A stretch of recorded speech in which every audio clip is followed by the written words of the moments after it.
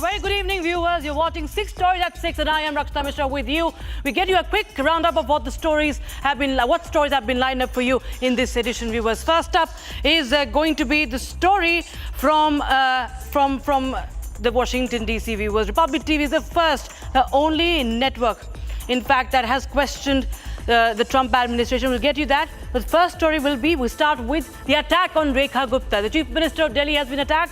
The accused has been arrested. We will tell you more about that. Also, story number 2 will be on the Dharmastala conspiracy. Massive protests have been taken out by the Hindu groups, and they are also now hinting at a missionary angle and foreign funding angle. We'll get you more on that. Story number 3 is from Ahmedabad. It's a shocking case where a class 10 student been stabbed by another student. There's massive anger amongst people. The next story lined up for you on this show is the direct exchange between Donald Trump administration and Republic TV. Republic TV has asked pincer questions to the Trump administration amid the tariff war. The only network to do so right now, only Indian network to do so. Also, Jaishankar, the External Affairs Minister, is in Moscow, and there are important meetings that are lined up. We'll tell you what's on agenda.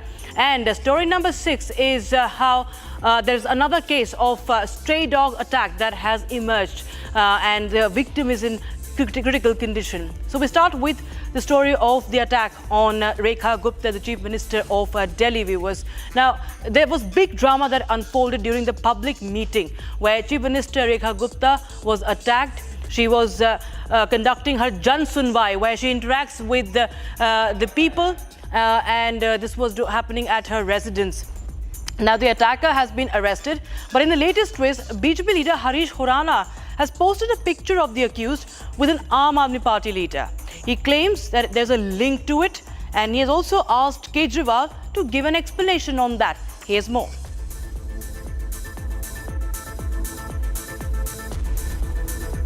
The Chief Minister was allegedly attacked during a Jan Sunwai at her civil lines residence this morning. आदमी आता है, गंदे कपड़े रहते, documents उसके हाथ में रहते हैं, वो डायरेक्ट ने मैडम पे हैवी होता है, मतलब ऐसा कुछ हाथ छोड़ता है, ये हाथ छोड़ने लगता है और पागल सा हो जाता है वो, और उससे एकदम से मैडम भयभीत हो जाती है, गिर जाती है। वो अपनी कोई बात बता रहे थे, एकदम बात बताते वक्त वो अभी बात ही हो रही थी, उन्होंने एकदम थप्पड़ मार दिया, जो कि गलत है। According to the eyewitnesses, a man stormed into the grievance hearing carrying some papers, shouted, abused, and allegedly slapped her. Witness claimed he even pulled her hair and threw objects at her before being overpowered by the security. The accused, identified as Rajesh, 41-year-old from Rajkot in Gujarat, is now being questioned at the Civil Lines police station. Delhi police immediately took the accused into custody and confirmed further investigation is underway. Meanwhile, the CCTV footage of the attacker conducted recce was also accessed by the police.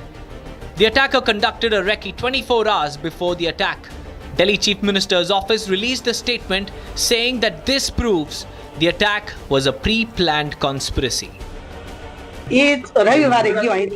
એટલે સોમવાર તો કે એટલે સોમવારનું એને બહુ મહાદેવનું ભગત છે એટલે તો ચાલ મહિનામાં 2 વખત જાય કઈ 1 વખત જાય કઈ 2 વખત જાય તો આજ વખતે તો દિલ્હી ગયો એને પપ્પાએ ફોન કર્યો તો કે હું દિલ્હી છું કે શા માટે તો કે કૂતરા માટે બીજું કઈ બોલ્યો જ એ કૂતરા માટે ગયા આમાં વિડિયો આવ્યો તો કૂતરાનો એટલે એમાં વિડિયો એમાં આવ્યો તો આ કૂતરાને બહાર મૂકી આવો કે આ બધા નુકસાન કરે છે.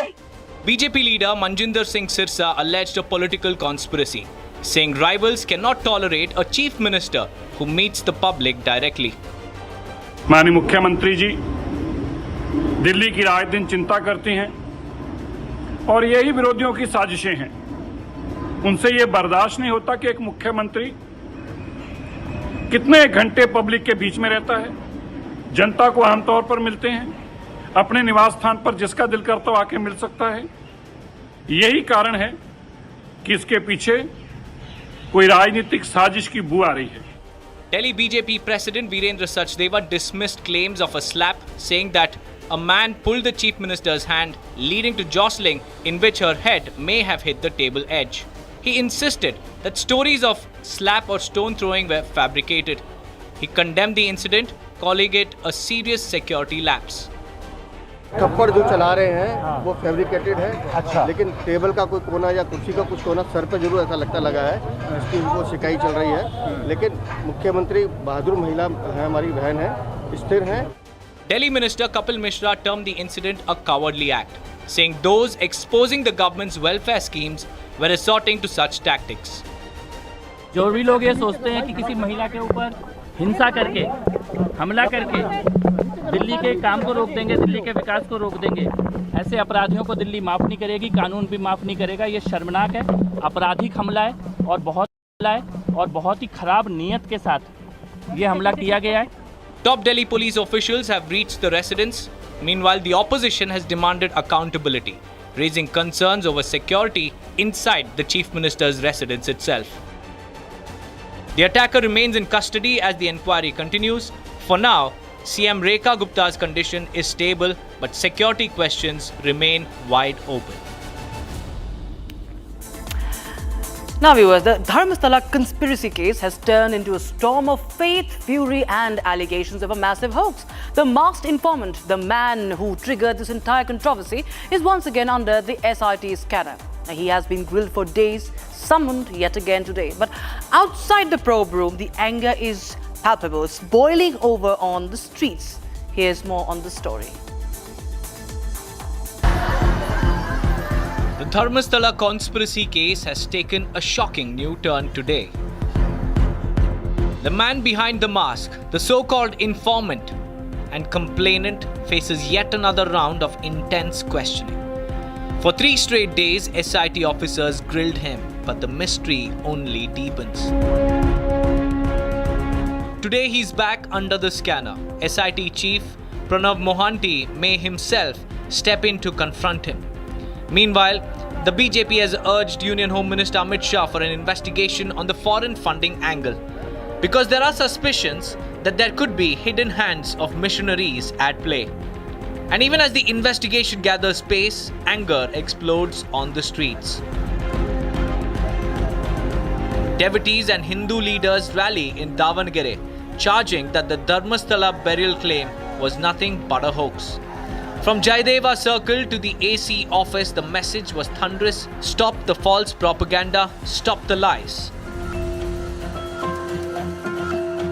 Over 1,000 devotees, including women, marched with faith and fury. Their demand: punish those who defame the sacred shrine, punish those who planted misinformation. A memorandum was also submitted to the government through the sub-divisional officer. The voice of the devotees is clear. The sanctity of Dharmastala cannot be compromised, and the hoax must be exposed. Now, a horrifying act of violence outside a school in Ahmedabad has left the city in deep shock. A 15-year-old student was brutally stabbed to death, allegedly by a younger classmate. You heard that right. It has sparked massive outrage and violent protests. The probe on the motive behind the crime is underway. Here's the full story.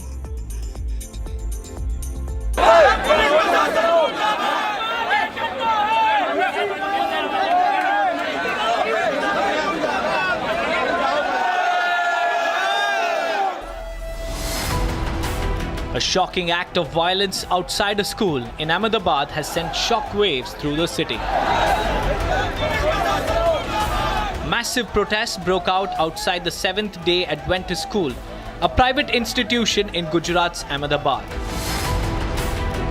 This comes after a class student of 10th standard, Nayan, was fatally stabbed, allegedly by a class 8 student. Nayan was rushed to the hospital, but he tragically succumbed to his injuries. Grief quickly turned into fury. The victim's family members and members of the Sindhi community and parents gathered outside the school demanding justice.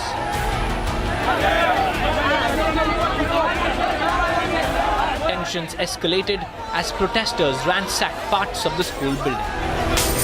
Several school buses, 2-wheelers and 4-wheelers parked outside were also vandalized during the unrest. Windows and doors were shattered and property was extensively damaged. A student's mother questioned the school administration, asking why complaints are taken lightly with no strict action. मेरे खुद की 2 बेटियां ये school में पढ़ाई कर रही है, एक 10वीं में है और एक 6ठी क्लास में है। और ये जो घटना आजकल की नहीं है, करीबन 2 साल से ऐसे न्यूशंस सामने आते जा रहे हैं बार-बार, क्योंकि 2 बार तो मैंने खुद ने कंप्लेंट करी है। बस में भी आप देखें तो अब उधर भाषा का इस्तेमाल किया जाता है लड़कों द्वारा। मतलब प्रशासन कर क्या रहा है? सब फीस के मामले में, हेल्थ के, इंश्योरेंस के पैसे के मामले में, ये खर्चा वो एकदम जिम्मेदारी से लेते हैं। लेकिन जब सुरक्षा की बात आती है, बच्चों के संस्कार की बात आती है, पढ़ाई की बात आती है, उसमें zero. Police believe the stabbing may have stemmed from a previous altercation between the two students. Nayan was reportedly confronted by a group of 7 to 8 teenagers, and during the scuffle, he was stabbed in the abdomen. An FIR has been filed and the accused is now in police custody. Class 10th के 2 student थे, उनके आपस में झगड़ा हुआ, उसकी वजह से एक स्टूडेंट ने दूसरे को चाकू मार दिया था। कल ही पुलिस ने उसमें FIR दाखिल करके उसमें जो अक्यूज के रूप में आरोपी था, जो जुवेनाइल था, पुलिस ने उसको डिटेन कर लिया था। मीनवाइल रात को ट्रीटमेंट के दरमियान जो इंसिडेंट में पीड़ित बच्चा था, उसकी डेथ हो गई है। तो उसके परिवार वाले, स्कूल में जो बाकी स्टूडेंट्स पढ़ते हैं, उनके पेरेंट्स और सिंधी समाज के भीड़ यहाँ पे है। तो सफिशिएंट संख्या में पुलिस की यहाँ प्रेजेंस है। ऑलरेडी पुलिस ने मैन अक्यूज को डिटेन कर रखा है और इन्वेस्टिगेशन आगे बढ़ा रहे हैं। DCP Crime Branch Sharad Singhal stated that the situation is now under control.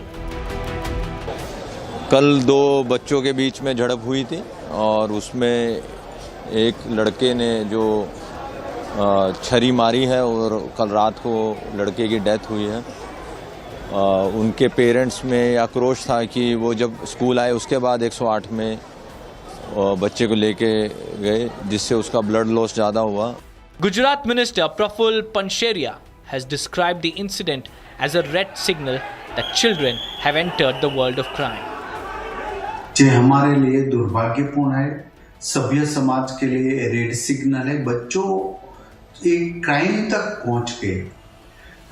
परिवार को मैं हृदयपूर्वक की सांत्वना देता हूं और इस केस को हम शिक्षा विभाग स्टडी करेंगे कि ये बच्चे लोगों में इतना क्राइम बढ़ रहा है, ये सभ्य समाज के लिए ये अच्छा नहीं। Further probe on the case is currently underway. The police is trying to determine the motive behind the attack, but the anger continues to mount and the school is yet to answer on the security lapse which has cost the life of a 10th standard student. And India's most influential network has cornered Trump's government over tariff doublespeak. Now, Trump government responds to Republic Media Network's questionnaire. For the first time, viewers, an Indian news network has cornered the US government amid the trade war. Here's all you need to know about it. Amid the tariff war raked by Trump, Republic cornered US government on the ongoing trade and tariff issues. In a sharp exchange, Republic posed its first direct question to the Trump administration, seeking clarity on remarks by the White House trade advisor Peter Navarro, who suggested that India must act like a strategic partner if it wants to be treated like one, while also accusing New Delhi of cozying up to Russia and China. Responding exclusively to Republic, the Trump government has issued its first statement, warning India on its ties with China and Russia. The US administration underlined that it engages in full and frank dialogue with India, including on New Delhi's relations with Moscow and Beijing.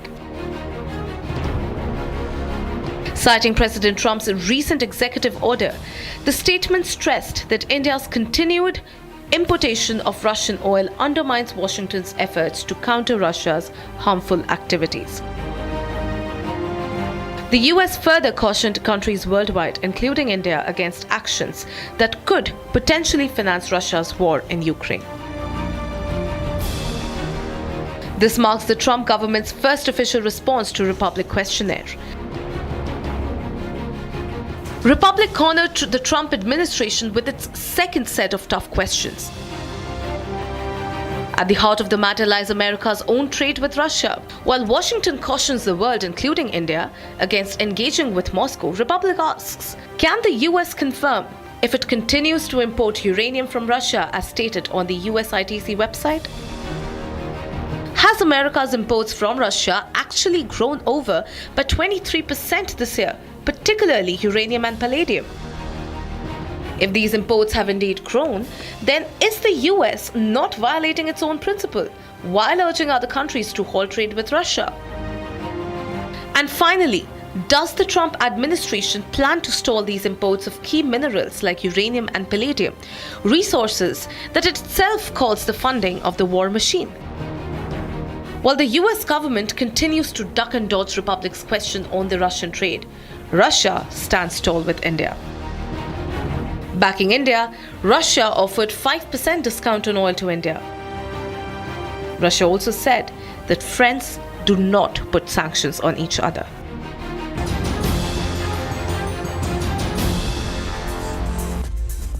Now, India's Moscow outreach continues. The economy between the two countries continues. Bilateral ties are being strengthened. Its External Affairs Minister this time, who is visiting Russia for a 3-day visit. This is after NSC Doval was in Moscow. Now, Jaishankar today met the Russian think tank to discuss India-Russia relations. The trip comes at a time when New Delhi's ties with Washington DC are under strain over tariffs and, most importantly, the Russian crude oil imports. Here's more.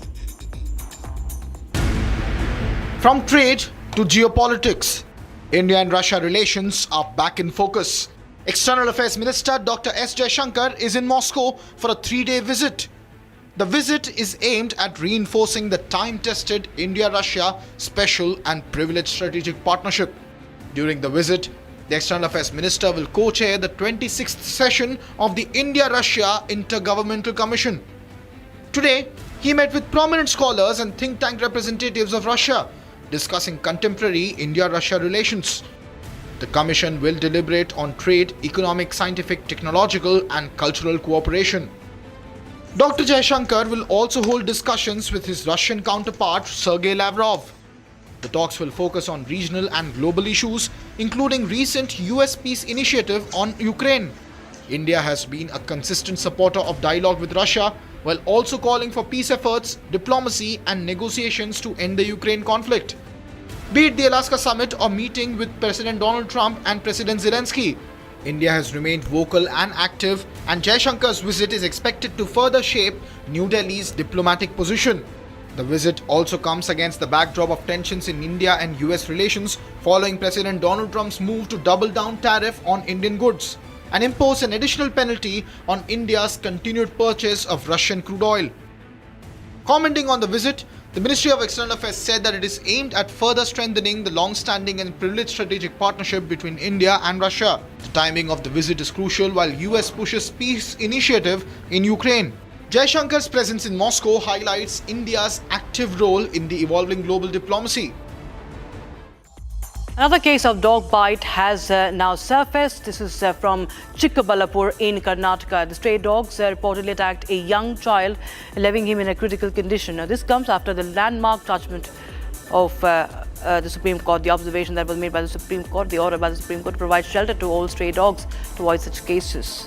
This was only in Delhi and NCR.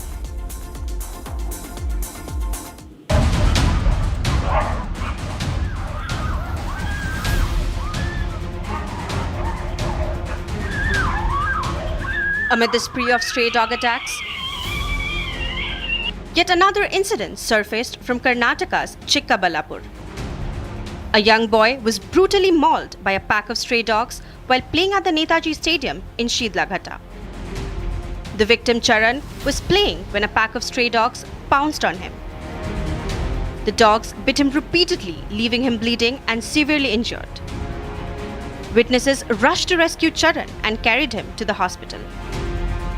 Doctors at the Shidlaghata Government Hospital say that his condition is critical and treatment is underway. This shocking attack once again raises urgent questions over public safety and stray dog menace in our cities. A young child now fights for his life because of sheer neglect. And that's all we'll get back in this edition of 6 Stories at 6. We'll be right back with more breaking news. Thanks for watching.